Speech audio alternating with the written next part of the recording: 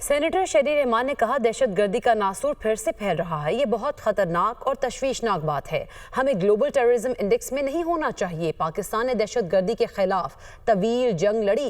80 سے 90 ہزار پاکستانیوں کی جانیں گئیں۔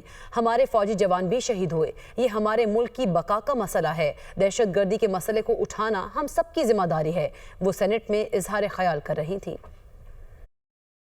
گلوبل ٹیررزم انڈیکس نکلا ہے، اس میں پاکستان کی سیکنڈ پوزیشن آئی ہے۔